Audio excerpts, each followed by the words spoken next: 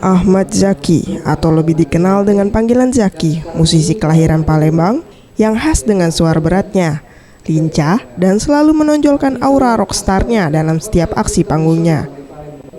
Namun dalam suatu kesempatan, mantan vokalis band Kapten ini mendapatkan tantangan dari penggemarnya untuk manggung dengan konsep pantai Hawaii, dan tentunya hal ini sangat berbeda terbalik dengan dirinya yang selalu tampil rocker.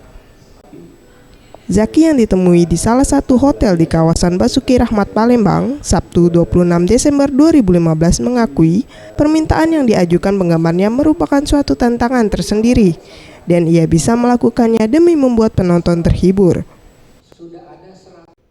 Yang menarik ya, saya harus nyemplung di dunia lain dulu nih sebelum dengan ya pastinya kan udah konsep pantai yang harus semuanya itu bikin happy, nggak bisa bikin bising gitu. Intinya saya berusaha di sini semaksimal mungkin untuk mencari.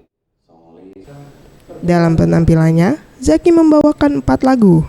Meski hanya konser kecil, ia tetap membuat penonton terhibur dan tampil secara maksimal, layaknya di konser besar.